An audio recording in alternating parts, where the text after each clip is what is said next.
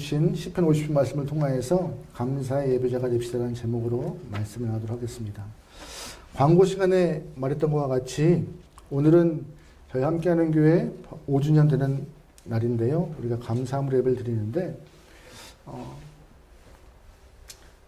인생사가 굴곡이 있는 것과 같이 교회도 그런 것 같아요.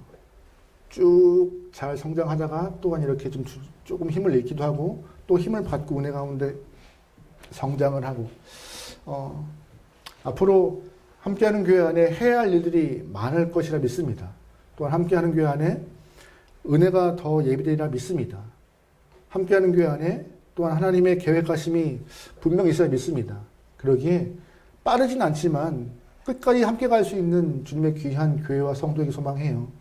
빨리 결과를 내서 하나님 우리 이랬어요 라고 하는, 그래서 뒷심이 좀 부족한 교회가 아니라 조금 더 건강하여 뒷심이 강한 교회, 끝까지 주님 오시는 그날까지 믿음을 잘 지키는 교회 되도록 우리 주님께 전진해 나갈 수 있는 저와 여러분들은 좋을 것 같습니다. 오늘 시편 50편은요 표제에서 아삽의 시라고 나와 있습니다. 여러분 아삽이라는 사람을 좀 들어보셨나요?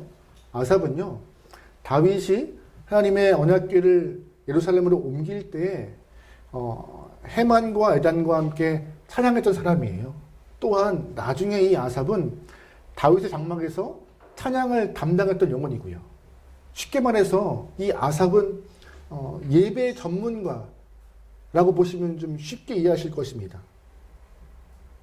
더군다나 단순히 아삽이 예배 전문가, 찬양을 잘하는 사람이 아니라 역대하 29장 보면은요, 이 아삽을 선견자라고 말하고 있어요. 선견자 아삽이라고. 무슨 말이에요? 그냥 노래만 잘하는 아삽이 아니라 시대를 좀 통솔하면서 하나님의 말씀을 선포했던 그런 영혼이라고 성경은 이 아삽을 소개하고 있습니다. 짐작컨대 선견자인 아삽, 예배 전문가인 아삽이 이 본인이 시편을 쓸 당시에 이스라엘 땅의 예배를 보면서 마음에 진실함이 없는 예배, 가식적이고 형식적인 예배를 통하여서 안타까운 마음에 오늘 시편 50편을 쓰지 않았나라고 짐작해 봅니다. 하나님이 원하시는 예배는 이러한 모습인데 그 모습을 빠뜨리고 마음대로 드리는 예배가 지금 이스라엘 땅에는 예배다라고 하는 그 안타까움 때문에. 그러면 오늘 우리가 본문을 보면서요 하나하나 은혜를 좀 알고 원하는데, 먼저 아삽은 이스라엘 백성, 하나님의 선택받은 사람이라고 하는 이스라엘 사람들을 어떻게 말하고 있는지 아세요?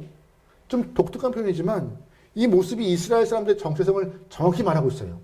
5절 말씀에 이르시되 나의 성도들을 내 앞에 모으라. 그들은 제사로 나와 언약한 이들이니라 하시도다. 무슨 말이에요? 하나님과 제사로 언약한 사람이래요. 하나님께 제사하기에 약속한 사람이래요. 하나님이 이스라엘 사람들을 선택한 이유를 정확하게 너는 나를 예배할 민족이야 라고, 너희들의 정체성은 예배자라고 명확히 말씀하시는 것이죠. 본문 14절 말씀 다 같이 읽어보겠습니다. 14절입니다. 같이 읽어요. 시작. 감사로 하나님께 아멘. 초반부 이런 표현 있잖아요. 감사로 하나님께 제사를 드리며. 다시 말해서 예배 전문가인 아삽은 하나님이 너희를 통하여서 뭘 받기 원하시는 거예요? 감사의 예배를. 그냥 그렇게 가식적이고 형식적이고 몸에 익숙한 그런 예배가 아니라 하나님이 원하시는 예배는 감사의 예배라고. 다시 말해서 하나님과 제사로 언약을 맺은 특별한 너희는 그냥 그렇게 예배드리는 영혼이 아니라 감사의 마음으로 예배를 드려야 하는 영혼들이야. 성도는 주님의 은혜를 계속 곱씹어서 감사를 이 예배 가운데 표현해야 하는 것이며, 하나님은 너의 감사 예배를 받고 기뻐하시는 분이야 라고 아삽은 본문에서 말하고 있어요. 근데 문제는 뭐예요? 문제는 뭐냐면은 아삽이 보기에 그 당시 예배가, 이스라엘 사람들의 예배가 감사가 빠진 예배라고 꼬집고 있는 것입니다. 그래서 우리가 읽지 않았지만 오늘 본문 3절부터 6절까지 하나님이 우리의 이 엉망인 예배, 가식적이고 감사가 빠져있는 형식 예배를 통하여서 우리를 심판하러 오실 거야라고 3절부터 6절까지 경고의 말씀이 선포돼요. 3절 말씀에 이런 표현이 있어요. 삼키는 불로 하나님을 설명하고 있고, 또한 3절 말씀에 사방의 광풍으로 하나님을 표현하고 있어요. 4절 말씀에는 하나님이 판결자로, 5절 말씀에는 하나님이 공의의 선포자로, 6절 말씀에는 심판장으로 오신다고 말씀하고 있어요. 다시 말해서 너희의 예배를 보고, 우리 예배 보고 하나님이 이렇게 심판하실 거야. 삼키는 불로, 광풍으로 공의를 선포하시는 심판장의 모습을 오셔서 너희를, 그러니까 예배 문제가 간단한 문제가 아닌 거예요. 심판을 받을 수 있을 만큼 중요한 문제라고 오늘 아삽은 우리에게 말하고 있어요. 여러분의 예배는 하나님 모시기에 귀하게 칭찬받을 만한 예배이십니까? 삼킬 불로 우리에게 임하여서 심판을 받을 만큼 죄송한 편입니다. 대충 드리는 예배가 되고진 않습니까? 매주 그냥 반복되어지는 습관적 예배 되지 않습니까? 그러한 모습으로 되지 않게 소망합니다. 아삽은 오늘 본문에서 이런 말을 해요. 우리 8절 말씀 읽어볼게요. 8절입니다. 시작. 나는 내 재물 때문에 너를 책망하지 아니하리니 내 번제가 항상 아멘. 무슨 말씀인지 아시겠어요? 분명 하나님은 예배의 심판으로 오실 텐데 너희를 인정해. 어떤 거 인정하냐? 8절 말씀 후반부에 항상 내 앞에 있던 거 인정해. 번제로 내 앞에 있던 것, 예배를 드려서 내 이름을 고백했던 거 인정해. 하지만 내가 너를 심판하기 위해서 온 것은 너희의 재물 때문이 아니야 라고 말씀하시는 거예요. 너희가 매번 내 앞에 인정하지만 너희 재물 때문에 내가 화가 나서, 네가 드리는 재물이 부족해서 내가 화가 나서 온 것이 아니야 라고. 주님의 마음에 아픈 것은 너희 재물 때문이 아니더라고. 반복하여 말씀하고 계시는 것이에요. 그러면 뭐 때문에 화가 나신 거예요? 뭐 때문에 심판에 불러오시는 거예요? 뭐가 빠졌기 때문에? 감사의 제사를 드려야 되는데 감사가 빠졌기 때문에. 그냥 하라는 대로 기계와 같이 예배를 딱딱 드리는 모습 가운데 그러한 예배가 무슨 소용이냐라고 아삽은 하나님의 마음을 대변하고 있는 것입니다. 그래서 오늘 우리가 읽은 본문을 보면은요, 좀 쉽게 표현하면 이런 것이고, 오늘 우리가 읽은 본문이요. 너희 집에 숫소나 너희 집에 숫 염소 나 필요 없다. 내가 배고파서 너희한테 재물 달라고 하느냐? 그런 거 아니야. 이 땅에는 모든 거 다 내가 만든 것인데, 다 내 것인데 내가 너희한테 배고파서 달라고 하는 나 그런 하나님 아니라고 오늘 우리가 읽은 본문이 그런 내용인 거예요. 하나님은 계속 강조하세요. 내가 하나님 원하시는 예배는 바로 감사가 충만한 예배라고요. 말씀을 읽으면서 저는 계속해서 설교 준비하면서 이런 질문을 스스로 또한 음성이 들리는 것 같은 마음이 있었어요. 너 감사하니? 감사의 마음으로 예배를 드리고 있니? 우리가 오늘 5주년으로 예배를 드리는데 너 어떻게 예배를 드렸니? 라고. 금요일 교회 안에서 설교를 준비하는 과정 가운데 제가 이렇게 책상에서 의자를 좀 제끼면요, 제 뒤쪽에 책꽂이에 막 꽂혀있는 설교문들의 파일이 있어요. 지금이야 제가 이렇게 패드에다가 담고 있지만 얼마 전까지는 다 종이에 인쇄해서 이렇게 설교를 했거든요. 많은 파일들이 꽂혀있더라고요. 스스로 느끼는 것은 뿌듯함. 내가 이만큼 설교했네. 뿌듯함. 그때 들리는 음성이 이거였어요. 감사했니? 라는 음성. 감사했니? 감사하고 있니? 감사할 거니? 내가 이만큼 했다는 뿌듯함 이전에 제 설교문이 많다는 것은 그만큼 교회 안에 예배가 많다는 것이잖아요. 5년 동안에 우리가 주일만 드려도 250분의 예배를 넘게 드렸고, 주일, 수요일, 주일 오후 하면은 거의 그 예배 가운데 너는 감사했니? 라고. 예배는 우리가 주님을 향한 감사의 마음을 드려야 하는데 오히려 우리는 복과 은혜를 요구하는 예배가 돼버리지 않았나. 인도하심에 감사하고 인도하시면 주님을 증거하고 인도하시면 주님을 높여야 하는 우리의 예배인데 자꾸 뭘 달라고 하는 그런 떼쓰는 예배가 되지 않았나. 복 주세요. 은혜 주세요. 회복을 원합니다라고 그렇게 요구하는 예배가 되지 않았나. 오늘 아삽이 우리에게 이런 걸 좀 꼬집고 있는 것 같습니다. 그렇다면 우리가 이 말씀을 통하여서 조금 더 하나님이 기뻐하신 예배, 계속 우리 교회는 이제 창립 6년, 10년, 15년, 20년 될 때까지 계속 예배를 드려야 하는 과정인데, 그러면 이 예배 가운데 하나님이 기뻐하신 예배가 무엇인가 오늘 말씀을 통해 좀 알아보면 좋을 것 같아요. 첫 번째, 하나님이 정말 기뻐하신 예배는 무엇일까요? 뭐긴 뭐예요? 앞에 충분히 얘기했잖아요. 어떠한 마음이 있는 예배? 감사가 있는 예배예요. 감사의 마음이 있는 예배. 우리 14절, 15절 말씀 읽어보겠습니다. 같이 읽어요. 시작. 감사로 하나님께 지존하신 이에게 내 성을 맡으며 환난 날에 나를 부르라. 내가 너를 건지리. 내가 나를 영화롭게 하리로다. 아멘. 14절 말씀에 감사로 하나님께 제사를 드리라라고 아삽을 언급하고 있습니다. 하나님은 아삽의 입을 통하여서 예배하는 자가 정말 필요한 마음은 바로 감사의 마음이라고 언급하고 있죠. 또한 그 감사의 마음을 갖고 있는 자가, 감사의 마음으로 예배하는 자가 하나님께 약속한 것을 지켜낼 때에, 또한 환난 날에 하나님만이 나를 도우실 분이라고 인정할 때에 하나님이 우리를 건지신다고 말하고 있습니다. 여러분 질문 드려볼게요. 감사의 반대말이 뭐예요? 감사의 반대말. 우리가 생각을 잘 안 해보는 부분인데 답은 없어요. 저도 답은 없는데 제가 말씀을 준비하면서 이걸 것 같다라고 짐작하는 부분이 있었어요. 여러분 감사의 반대말이 뭘까요? 네? 당연함이에요. 제 머릿속에 들어갔다 가시나 보다. 감사의 반대말은 제 생각이에요. 당연함이에요. 감사해야 될 것에 대해서 상고하고 느끼고 고마움을 생각하는 것보다 그냥 당연하다. 그냥 해야 되는 것이고 그냥 그런 거. 내 안에 당연함이 있는 순간 고마움이 사라져 버립니다. 감사할 것을 당연함으로 우리가 여기는 순간 사람은 뻔뻔해져요. 뻔뻔한 사람은요, 인간관계 안에서도 많은 친구들을 얻지 못해요. 근데 하나님 보시기에 뻔뻔한 성도를 좋아하시겠습니까? 아닌 것이죠.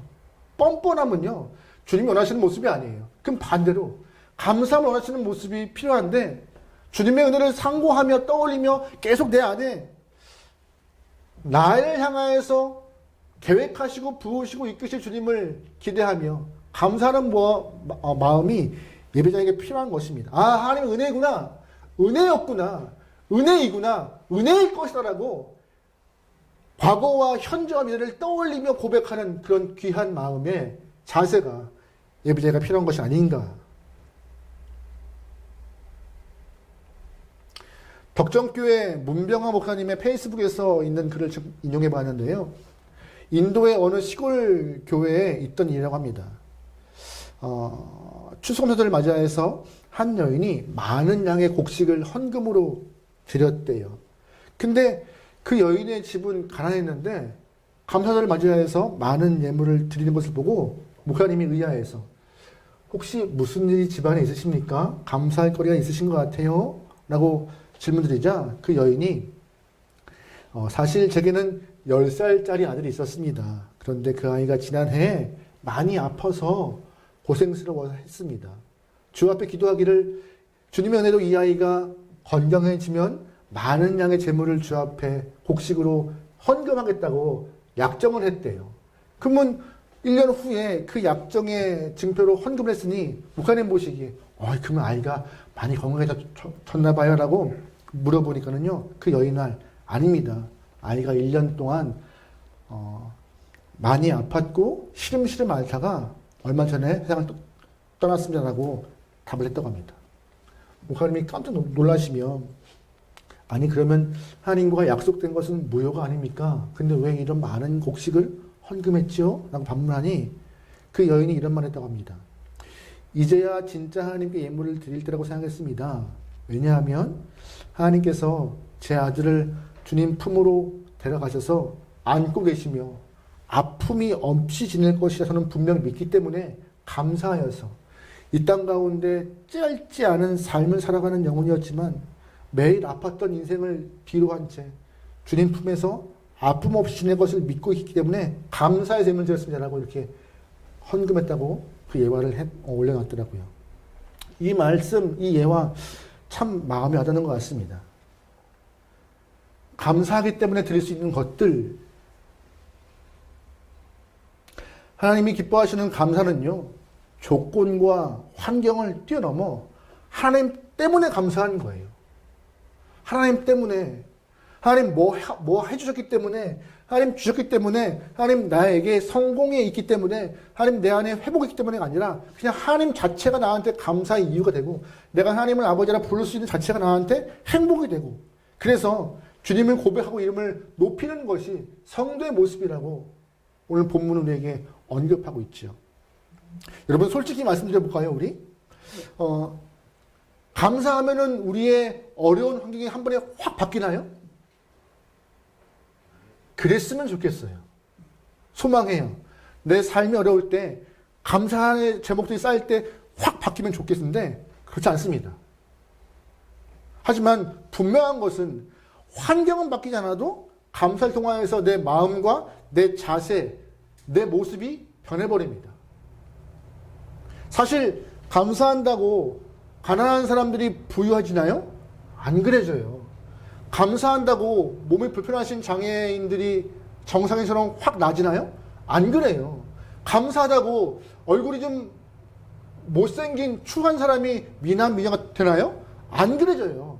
하지만 감사하는 순간 가난한 사람도 부자보다 더 행복해질 수 있고, 감사한 사람이 되는 순간 몸이 좀 불편해도 건강한 영혼보다 더 심령의 강함을 얻을 수 있으며, 감사함을 통하여서 얼굴이 좀 못생겼어도 이 마음에, 이 얼굴에 빛이 드러날 수 있는 변화가 있을 수 있는 것입니다. 그러기에 우리는 주님께 이 감사의 마음을 예배 순간에 많이 드러나기 소망합니다. 감사는요, 보이지 않는 것들을 보게 하고, 감사는요, 들리지 않았던 것들을 듣게 허락하고, 감사는요, 미처 알지 못하고 깨닫지 못한 것들을 깨닫고 알게 하는 것입니다. 그것이 바로 주님 원하시는 예배의 중심 마음인 것이에요. 주님 때문에 감사합니다. 주님 때문에 나왔습니다. 주님 때문에 예배합니다. 주님 때문에 기도합니다. 그 마음을 갖고 예배할 수 있는 저와 여러분들은 좋겠습니다. 두 번째, 오늘 본문 우리에게 무엇을 말하고 있느냐? 바로 하나님이 원하시는 것은 삶으로 예배하는 것을 원하고 계신 것입니다. 무엇으로 예배를 드려요? 삶으로요. 하나님은 예배의 순간과 삶의 순간을 분리하여서 이 예배장의 모습만 전체의 예배라고 말씀하신 적이 한 번도 없으세요. 바울도 로마서 12장 말씀 보면 이런 말씀 하잖아요. 너의 몸을 거룩한 산제사로 드리라. 이는 너희가 드릴 영적 예배더라고. 몸 자체가, 그러니까 우리가 숨 쉬는 매 순간이 예배의 삶이라고 바울도 고백하고 있습니다. 여러분, 그러면 365일 우리가 예배당에 모여서 예배하는 것이 옳은 건가요? 그 말씀하시는 것이 아니에요. 그냥 주 앞에 있는 것과 같이, 주님 예배 드리는 것과 같이 항상 주님을 기억하며 떠올리며 상고하며 살아가는 것이 예배의 삶 자체라고 주님은 오늘 본문에서 언급합니다. 우리 22절 말씀 읽어볼게요. 같이 읽어요. 시작. 하나님을 잃어버린 너희 이제 이를 생각하라. 그렇지 아니하면 내가 너희를 지지니 거짓 자 없으리라. 감사로 제사를 드리는 자가 나를 영화롭게 하나니 그의 행위를 옳게 하는 자에게 내가 하나님의 본을 보이리라. 아멘. 방금 읽은 말씀 보면요, 두 분류의 사람이 나와요. 두 분류의 사람. 첫 번째, 하나님을 잊어버린 자. 두 번째, 행위를 옳게 하는 자. 두 분류 사람이 나옵니다. 하나님을 잊은 자가 누구예요? 평소에는 주님을 잊어버리다가 주일날 나와서 교회에 나와 예배 드리는 그 영혼들을 말하고 있는 것 같습니다. 하나님이 이런 영혼들을 향하여서 행위를 옳게 하는 자라고 명령하실까요? 아니에요. 행위를 옳게 하는 자는 뭐예요? 반대로 일주일 동안에 하나님이 기뻐하시는 삶을 살기 위해서 애쓰고 분투하는 영혼들을, 또 그 영혼들이 주일날 나와서 감사 예배를 드린 영혼이 행위를 옳게 하는 자예요. 근데 잘 보시면 하나님을 잊은 자와 행위를 옳게 하는 자 분명히 갈려요. 하나님을 잊은 자는 내가 너희를 찢으리니 건질 자 없더라고 심판을 말씀하시지만 행위를 옳게 하는 자는 어떻게 말씀하세요? 구원을 보일 것이다라고 약속의 징표를 허락하시죠. 약속의 징표요. 다시 말해서 하나님은 우리에게 하나님을 잃어버린 육일의 삶이 아니라 매 순간마다 하나님을 기억하며 예배하는 자와 같이 아버지 앞에 온전한 삶으로 거룩함을 이뤄내는 자, 그 영혼들을 주님은 기뻐하신다고 말씀하고 계십니다. 여러분 질문 드려볼게요. 악인이 누구예요? 악인. 우리가 악인이라 하면은요, 이렇게 막 울퉁불퉁하고 막 이렇게 좀 못된 짓만 하는 아주 조직폭력배 같은 그런 사람들을 우리가 악인이라고 떠올리기 쉬워요. 그렇게 각인되어 있으니까요. 그런데 본문은 그렇게 말하고 있지 않아요. 본문은요. 우리 16절 말씀 같이 읽어볼게요. 16절입니다. 같이 읽어요. 시작. 악인에게는 하나님이 이르시되 네가 어찌하여 내 율례를 내 언약을 내 입에 두느냐. 아멘. 악인도 하나님의 율례를 전하고 언약의 말씀을 입에 담고 있대요. 다시 말해서 악인은요, 성전에서 예배하는 영혼이 될 수도 있고 율법을 가르치는 영혼이 될 수 있대요. 악인이지만 제사장과 레위인들도 이 안에 포함된 얘기를 하고 있는 것이에요. 성전에 있다고 다 의인이 아니라, 성전 밖에 되고 다 악인이 아니라, 너의 삶이 온전하지 않고 입술로만 번지르게 주의 말씀을 선포하고 입술로만 번지르게 주님을 찾는 것 다 하나님은 악인이라 말씀하시는 것입니다. 다시 반대로, 그러면 우리가 삶에서 주의 말씀을 온전히 이뤄내기 위해서 애쓰는 모든 영혼을 주님은 의인이라 말씀하시는 것이에요. 매 순간 주님의 뜻을 무엇인가 곱씹고 하나님 마음을 기억하면서 살아내는 영혼들을 향하여서 의인이라 칭하는 것이죠. 하나님은 그런 영혼을 원하시는 것이에요. 겉모습으로 번지르르한 영혼들이 아니라, 교회 안에 있는 영혼들, 교회 안에 있으면서 은혜 충만한 것처럼 보여지는 영혼이 아니라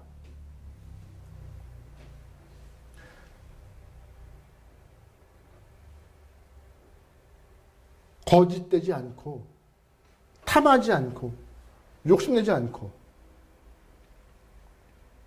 진리 가운데 함께하려고 애쓰는 영혼들, 하나님은 그 영혼들의 마음과 예배를 기쁘게 받으신다는 것이죠.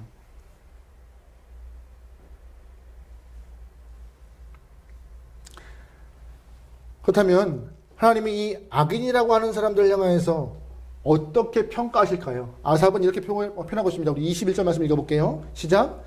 네가 이 일을 행하여도 내가 잠잠하였더니 네가 네 그러나 내가 너를 책망하여 아멘. 나중에 너의 그 거짓된 행동, 거룩한 것처럼 보이지만 악인과 똑같은 모습 낱낱이 드러날 거야? 부끄러움 당할 거야 라고. 여러분과 저의 모습은 부끄러움 하나 없이 주 앞에 칭찬받고 사람들 보기에도 야 하고 감탄이 나올 수 있는 삶을 소망합니다. 우리의 감탄이 혹여나 저 양반 기도하여서 큰 거부가 되어서 저 양반 기도들이 이게 아니라 꼭 그런 식으로 신앙인들이 우리의 마음이, 우리의 믿음이 변질되어서 보이지 않기를 원합니다. 어떠한 삶의 모습이든 믿음 가운데 내 삶을 지켜내니 야, 저 양반이 좀 다른데? 라고 평가받을 만한 그런 믿음, 그 모습이 주님이 원하시는 삶의 모습인데요. 그 올바른 길, 참된 예배자의 길을 꼭 걸어가서 기쁨의 구원을 맛볼 수 있는 저 여러분들이 좋을 것 같습니다. 세 번째, 하나님이 기뻐하시는 예배는 무엇인가? 바로 미리 감사하는 예배입니다. 어떤 감사요? 미리 감사하는 것이요. 본문에는 없는 내용이에요. 솔직히 말하면. 본문은 없지만 말씀을 준비하면서 제 마음에 주신 이야기이기도 해요. 우리가 일반적으로 뒷북치라는 말이 있어요. 뒷북이 뭔지 아시죠? 네. 이미 다 벌어진 다음에 우리의 감사도 그런 것이 아닌가요? 뒷북치는 감사도 그렇게 하면 좋겠어요. 뻔뻔하지 않고. 그런데 오히려 받아서 감사함을 표현하는 것보다 주실 것을 신뢰하며 미리 감사하는 것이 더 건강한 믿음의 마음이 아닌가 생각합니다. 하나님이 살아계시기 때문에 내 앞에 하나님이 존재하시기에 내 인생길에 하나님이 동행하시기에 우리 공동체 안에 미리미리 감사할 수 있는 그런 마음들이 표현되어질 때에 진정한 감사의 믿음이 아닌가 생각하는데요.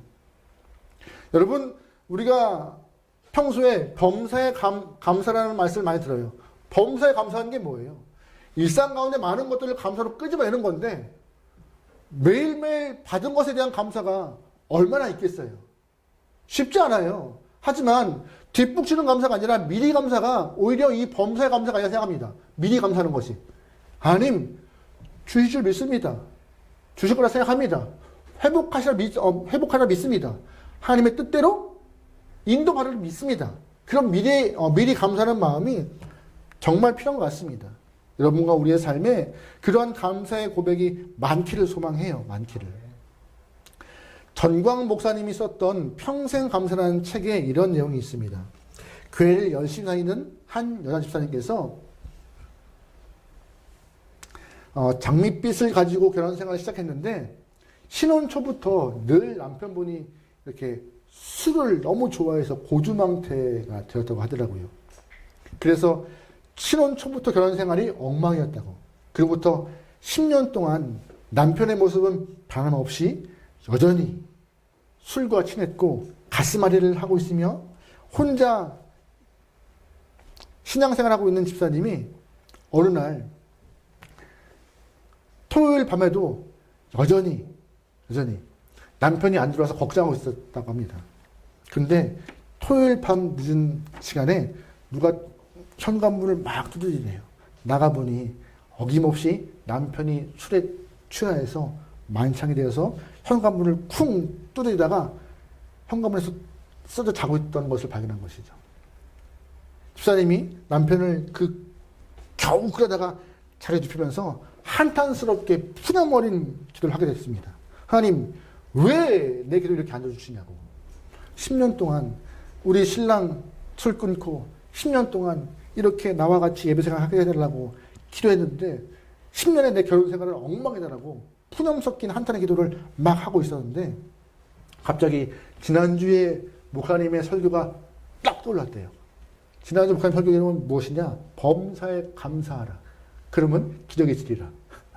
그래서 집사님이 그 말을 딱 돌리면서 눈앞에 고주망태된 신랑이 누워있고 또 한참 동안 본인은 푸념 섞인 기도로 눈물 흘리면서 얘기했고 그럼에도 찾는 거예요. 감사할 거리를. 그래서 이런 기도를 했다고 합니다. 옆에서 정신없이 코를 골며 자는 남편이 있음에도 한심하지만 그래도 없는 것보다 나아서 감사합니다. 저렇게 술 취했지만 다른 데 안 가고 항상 집으로 오게 하심을 감사합니다. 술을 좋아해도 여자라고는 나밖에 몰라서 감사합니다. 술을 그렇게 많이 마셔도 아직까지 병원 한번 가지 않아서 감사합니다. 술 먹은 다음날 멀쩡하게 회사에 출근할 수 있어서 감사합니다.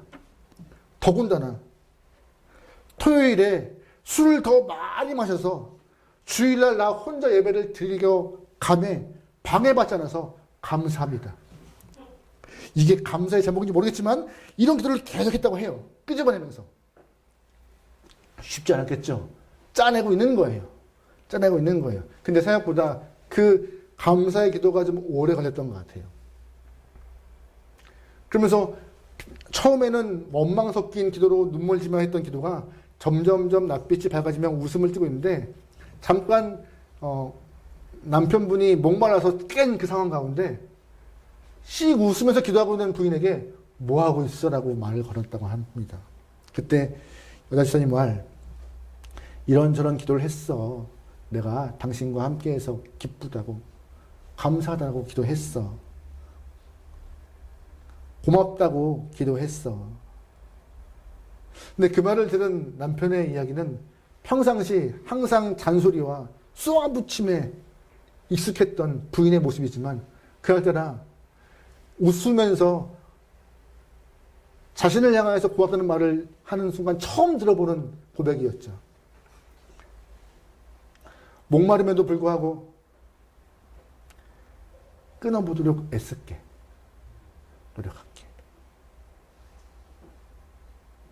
노력할게. 그리고 당신과 함께 교회 나가보도록 애쓸게. 당신이 그렇게 찾고 부르시는 하나님이 어떤 분인지도 좀 알고 싶은데 웃으면서 그렇게 하나님을 향해서 감사하며 고백하는 그 하나님이 어떤 분인지 궁금한데 가보도록 노력해볼게. 근데 감사한 것은 그냥 잠에서 깨서 아내의 놀란 반응에 말했던 이야기가 아니라 그 이후에 점점점 술을 끊고 교회에 출석하는 일이 발생했다고 합니다. 놀라운 일이죠. 저는 이 집사님의 기도를 통하여서 감사기도를 통하여서 감사기도 하면은 당장 문제가 변해요라고 말씀드린 것은 아니에요. 골치 아픈 일이 확 바뀌어요라고 말씀드린 것은 아니에요. 감사해도 삶의 힘든 부분은 똑같아요. 여전해요. 하지만 감사할 수 있으면요. 우리 또한 삶을 향해서 바라보는 태도가 바뀌는데 하나님도 우리를 향해서 보시는 모습이 바뀌지 않을까요? 나 또한 내 삶의 모습이 바뀌는데 나를 바라보시는 주님의 모습은 어떻겠어요? 애쓰고 노력하는 믿음 가운데 감사의 삶을 살아가는 우리 모습을 주님이 더 이뻐하지 않으실까요? 그러면 은혜를 받는 그 속도가 더 빠를 것 같긴 한데 여러분은 그러기에 여러분 삶에 감사할 거리가 많길 소망합니다. 오늘 우리가 5주년 만나서 예배를 드리지만 내년도에는 더 많은 감사할 거리가 더 많길 소망합니다. 많길 소망해요.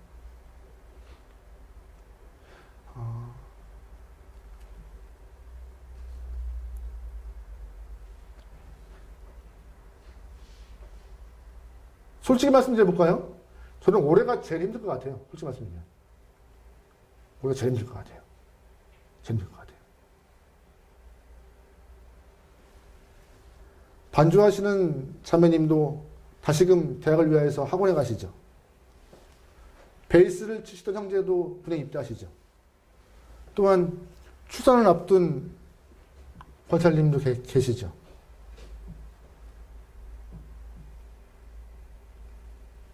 상황적으로 더 힘들어졌을 것 같아요. 그런데 오늘 말씀을 준비하면서 계속 말씀하세요. 하나님은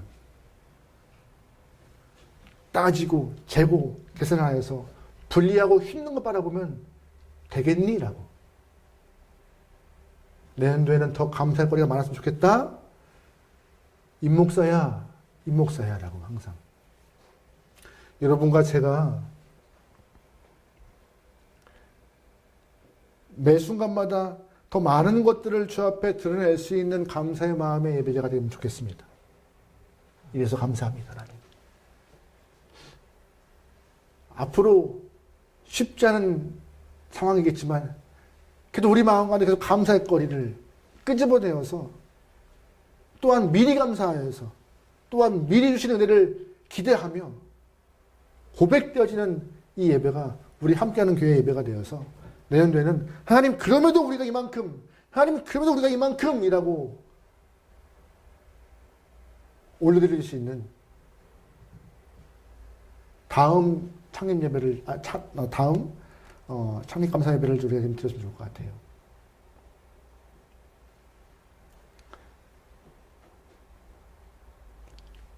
계산적이고 너무 따지면요 감사 못해요. 손익계산이 빠르는 순간 우리는 감사 못해요. 내 손에 들고 있는 것만 기억하면은 감사 못해요. 내 손이 아니라 하나님 손에 있는 걸 바라보면서 살기 소망합니다. 주님 계획하심을 기억하며 감사하기 소망합니다. 분명히 계획하심과 그 손에는 우리가 감당하지 못할 큰 은혜가 있을 줄 믿습니다. 할렐루야. 그러기에 언제나 감사 예배자가 되어서 은혜가 마르지 않는 저와 여러분 함께하는 교회 되기를 주님을 축원합니다. 아멘.